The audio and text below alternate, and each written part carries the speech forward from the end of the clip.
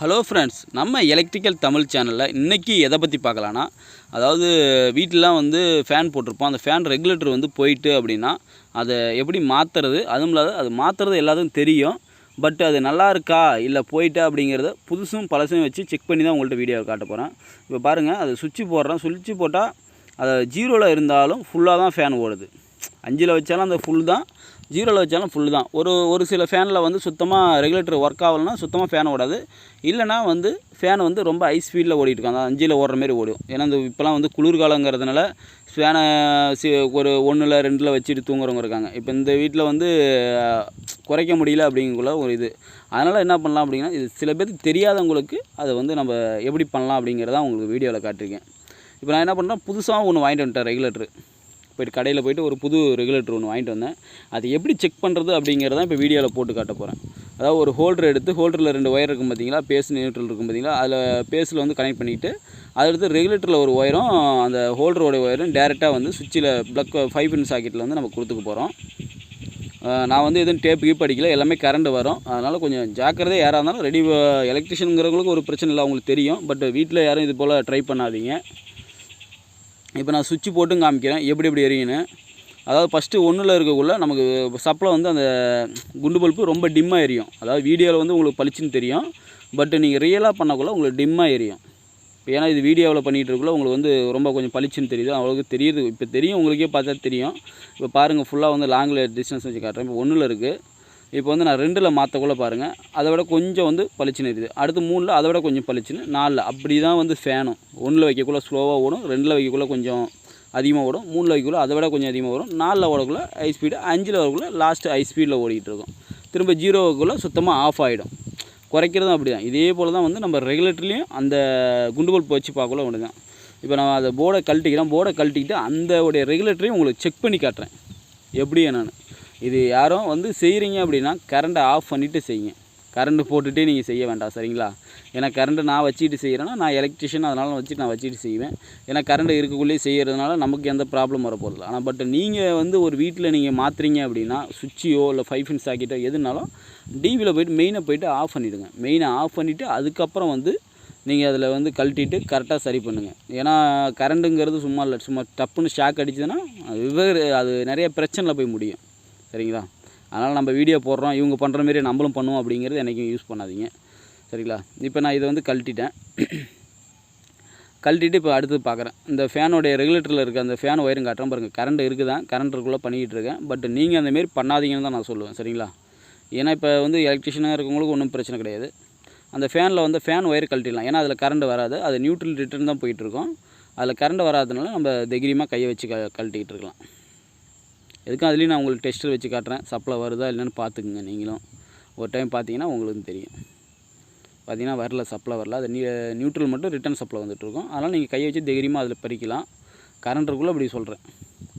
பார்த்தீங்கன்னா இப்போ நம்ம வந்து அந்த ஒயர் தனியாக எடுத்துட்டோம். இப்போ நான் வந்து இதில் வந்து இது போட்டு காட்டுறேன் பாருங்கள். அதே ஹோல்டர் வந்து முன்ன எப்படி செக் பண்ணணுமோ அதேமாரி இப்போ காட்டுறேன். ஒரு இதில் வந்து பேஸு, அதான் பேஸு. நியூட்ரல் வந்து அங்கே 5 பின்னில் வந்து நம்ம நியூட்ரல் கொடுத்துக்குவோம். பார்த்திங்கன்னா இப்போ 5 பின்னில் நியூட்ரல் கொடுக்குறேன். அது ஏன்னா கொஞ்சம் மடக்கிட்டு இருக்கிறதுனால கொஞ்சம் இதாக இருக்குது. நியூட்ரல் கொடுத்து சுவிட்சு போட்டிங்கன்னா ஃபுல் பவராக எரியும். அதான் அதில் ஒரு பெரிய விஷயமே.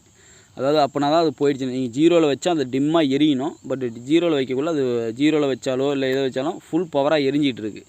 அதனால தான் இங்கே பாருங்கள், இப்போ டிம் குறைச்சியும் பார்க்குறேன், குறையவும் மாட்டேங்குது, ஏறவும் மாட்டேங்குது. அப்படியே தான் அந்த பவர் கொஞ்சமாவது உங்களுக்கு தெரியும் பாருங்கள். உங்களுக்கே சிம்பிள் தெரியும்.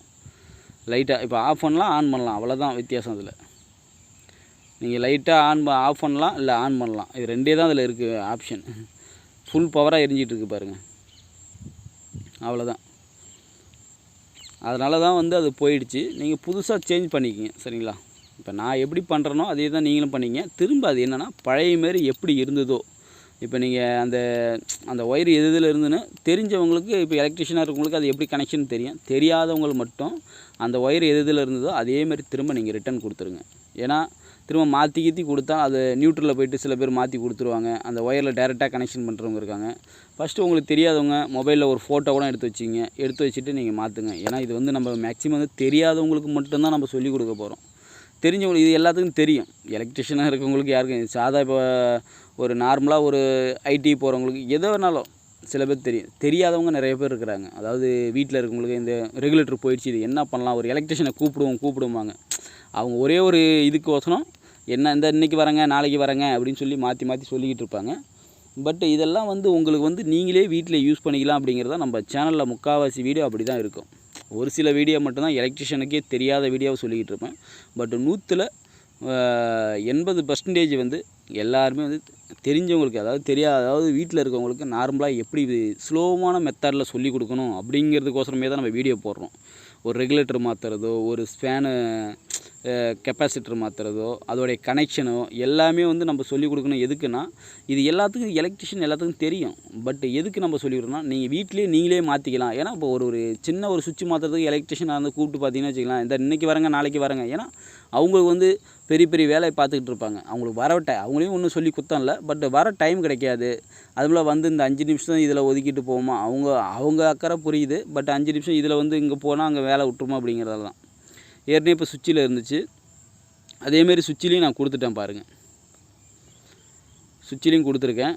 அடுத்து வந்து இப்போ ஒரு வாட்டி உங்களுக்கு செக் பண்ணியும் காட்டுறேன். ஏற்கனவே வந்து நான் போனதை வச்சு செக் பண்ண பார்த்தீங்களா, இப்போ போவாத்தை வச்சு செக் பண்ணி காட்டுறேன் பாருங்கள். இப்போ சுவிட்சு போட்டுடுறேன். அங்கே நியூட்ரல் சரியாக உட்காரல. பட்டு இந்த இப்போ சுவிட்ச் பாருங்கள், 1ல் இருக்கா டிம்மாக எரியுதுங்களா, என்ன பளிச்சுன்னு எரிஞ்சுது பாருங்கள். அது போனது இப்போ 2ஆல் கொஞ்சம் பவர், 3ல் கொஞ்சம் பவர், 4ல் பவர், 5ல் பவர். ஓகே, திரும்ப ஆஃபு. திரும்ப இது தான் 1 2 3 4 5 திரும்ப ஆஃபு.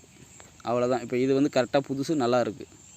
நீங்கள் சுவிட்சை ஆஃப் பண்ணிவிட்டு இப்போ அதை ஒயரை ஜாயின் பண்ணி ஃபேன் ஒயரை ஜாயின் அடிச்சிடுங்க. இப்போ ஃபேன் ஒயர் ஜாயின் அடிச்சாச்சு. ஜாயின் அடிச்சுட்டு இப்போ பாருங்கள் போடுறோம் பாருங்கள். ஆப்ரேட் பண்ணிட்டு 2 3 4 5 ஓகேவா.